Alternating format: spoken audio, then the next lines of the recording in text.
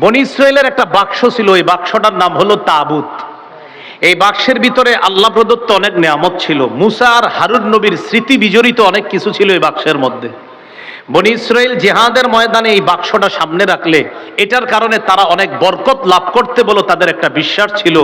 মনে আসেনি বিচারকদের যুগের সময় বাইতুল মুকাদ্দাস হামলা চালায়া বিচারকদের কাছ থেকে মূর্তি পূজারীরা বাইতুল মুকাদ্দাস যখন ছিনিয়ে নেয়, তখন বনি ইসরায়েলের ওই বরকতি বাক্সটাও ছিনিয়ে নিয়েছে একটা সম্প্রদায়, তাদের নাম আসদুদি সম্প্রদায়।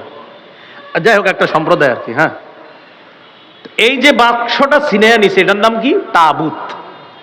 এখন তালুত যে বাদশাহ, শামরিল নবীকে বললেন তালুত যে আমাদের বাদশাহ, এটার প্রমাণ কি? তখন শামরিল নবী বললেন, তোমাদের হারিয়ে যাওয়া বাক্সটা আল্লাহ তাআলা ফেরেশতাদের মাধ্যমে আবার তোমাদের কাছে ফিরিয়ে দিবে। এটা আল্লাহ কোরআনে বলছে, 2 পারা 20 নম্বর পৃষ্ঠা শুরুতে আছে, ইন্না আয়াতা মুলকিহি আইয়াতিয়াকুমুত তাবুত। তালুত যে আল্লাহর বাদশাহ, এটার প্রমাণ হলো তোমাদের কাছে তোমাদের হারিয়ে যাওয়া বাক্স তথা তাবুতটা ফিরে আসবে। তাহলে 2টা জিনিস পাইলাম, বাদশার নাম তালুত, বাক্সের নাম তাবুত। বয়রস্যুকার আর লয়রস্যুকার, লয়রস্যুকার হইলে বাদশাহ আর বয়রস্যুকার হইলে বাক্স। মনে থাকবে নি? আচ্ছা, এবার তালুত লড়াই করতে যাবেন, বাইতুল মুকাদ্দাস উদ্ধার করবে। যার কাছ থেকে উদ্ধার করবে তার নামও জালুত। তার নাম কি? তাহলে তালুত, তাবুত, জালুত।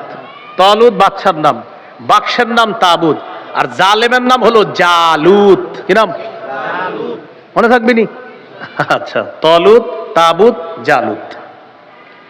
বাদশাহ তালুত লড়াই করার জন্য রওনা করলেন, বিশাল বড় মুজাহিদ বাহিনী নিয়ে রওনা করলেন। রওনা করার সময় বাদশাহ তালুত মুজাহিদদেরকে বললেন, আচ্ছা জিহাদের ময়দানে গিয়ে তোমরা আমার কথা মানবা তো? সবাই বলে মানবো। কয়েকটা পরীক্ষা হয়ে যাক। কি পরীক্ষা? যাওয়ার সময় একটা নদী পড়বে, এই নদীর পানি কেউ পান করবা না, যারা পান করবা তারা মুজাহিদ বাহিনী থেকে ছিটকে পড়বা। এই কথা বলার পর সবাই রওনা করলো।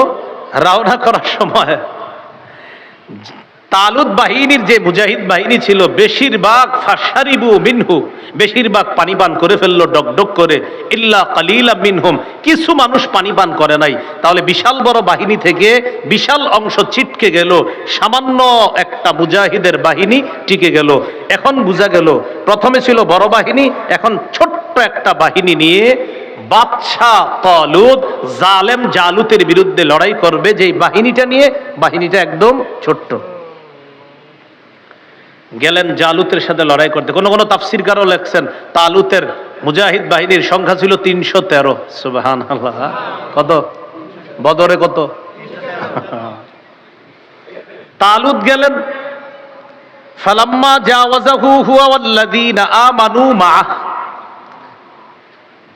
তালুত এবং তার সাথে ঈমানদাররা যখন নদী পাড়ি দিয়ে ওপারে গেলেন, যাওয়ার পর কিছু কিছু মুজাহিদ বলতে লাগলো, লা তাকাতা লানাল ইয়াউমা বিজালুত ওয়া জুনুদি, আজকে জালুত বাহিনীর সাথে পারার মতো শক্তি আমাদের নাই। ছোট্ট একটা দল, জালুত ভয়ঙ্কর এক বাদশা, ভয়ঙ্কর এক পালোয়ানের নাম, আর তার সাথে যারা তারাও সশস্ত্র, এদের সাথে আমরা ছোট্ট বাহিনী পারবো না। তখন আরেক দল মুজাহিদ বলল, টেনশনের কিছু নাই, কাম মিন ফিআতিন কালিলাতিন গালাবাত ফিআতান কাসীরাতাম বিইজনিল্লাহ, কত ছোট বাহিনী আল্লাহর হুকুমে বিশাল বড় বাহিনীকে হারিয়ে দিছে। সুবহানাল্লাহ। আজকে আমরা যদিও ছোট, আল্লাহর যদি সাহায্য থাকে আমরাই বিশাল বড় জালেম বাহিনীকে হারিয়ে দিয়ে বাইতুল মুকাদ্দাস আমরা উদ্ধার করব।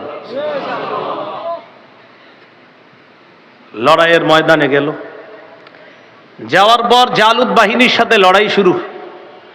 লড়াইয়ে আল্লাহ পাক রব্বুল আলামিন অবিশ্বাস্যভাবে মুসলমানদের পক্ষে জয়ের পাল্লাটা দিয়ে দিলেন। আল্লাহ বিশ্বাসীদের পক্ষে জয়ের পাল্লা বেশি, তবে একজনকে হারানো বড় মুশকিল হয়ে দাঁড়ালো, তার নাম জালুত। ওই যে জালুত, এই পালোয়ানরে হারানোর মতো কেউ নাই। খোদ বাদশাহ তালুতও তার বিরুদ্ধে রওনা করার জন্য সাহস করতেছে না। মনে রাখতে হবে মুজাহিদ বাহিনীতে দাউদ নবীর 2 ভাই ছিল। কোন নবীর? এই যে নতুন আরেকটা নাম এসে বলল, দাউদ। তালুত, তাবুত, জালুত, দাউদ। দাউদ নবীর 2 ভাই ছিল মুজাহিদ বাহিনীতে। দাউদ নবীরা ছিল 3 ভাই। দাউদ নবীর বড় দুই ভাই গেছে জিহাদের ময়দানে, ছোট্ট ভাই দাউদ অসুস্থ বাবার সেবা করার জন্য বাড়িতে রয়ে গেছে। অসুস্থ বাবা দাউদ নবীকে বললেন, বাবা দাউদ, জিহাদের ময়দানে গিয়ে দেখে তো তোমার বড় দুই ভাইয়ের কি খবর। দাউদ নবী জিহাদের ময়দানে আসলেন ভাইদের খবর নেওয়ার জন্য। আসার পর দেখে আল্লাহ বিশ্বাসী যারা তাদের পক্ষেই জয়ের পাল্লা, তবে এখনো চূড়ান্ত ফলাফল আসতে একটা বাধা, তার নাম জালুত। জালুতকে ময়দানে হারাইয়া দিতে পারলেই মুসলমানদের চূড়ান্ত বিজয় ঘোষণা হবে, কিন্তু জালুতের সাথে লড়াই করার জন্য কেউ সাহস করতেছে না। দাউদ নবীর বয়স তখন 16 বছর। কয় বছর? দাউদ নবী গেলেন, আল্লাহ বিশ্বাসী নিজেদের ছাউনিতে গেলেন। ছাউনিতে যাওয়ার পর বাদশাহ তালুতকে বললেন, আচ্ছা ঘটনা কি? আমাদের পক্ষেই তো জয়ের পাল্লা, তাহলে একজনকে হারাইলেই তো জয় হয়ে যায়, তার বিরুদ্ধে কেউ যাচ্ছেন না কেন? সবাই বলা বলি করতেছে, বাবা যে পালোয়ান জালুত, ওর সাথে লড়াই করার সাহস কেউ করতেছে না, খোদ বাদশাহ তালুতও যাচ্ছে না। দাউদ নবী বললেন, কিছু মনে না করলে আল্লাহর উপর ভরসা করে আমারে পাঠায় দেন। বয়স কত? 16 বছর।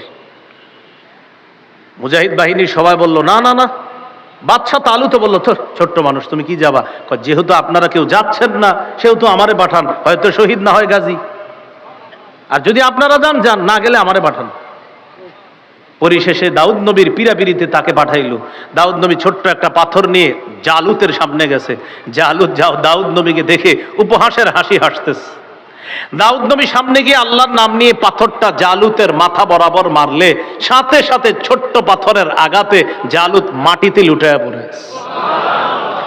দাউদ নবী গিয়ে জালুতকে দুনিয়া থেকে বিদায় করে দেয়। আল্লাহ কোরআনে বলে, ওয়াকাতালা দাউদু জালুতা, জালুতকে হত্যা করলো দাউদ। 16 বছরের দাউদ পালওয়ান জালুতকে হত্যা করলো।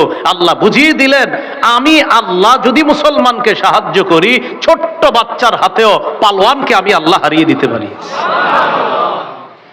আবু জাহেলরে সাইজ করছে 2টা ছোট্ট বাচ্চা, তো হতেই পারে। এটা বদরের একটা আলোচনা আছে আমার, শুনে নেবেন ইনশাআল্লাহ।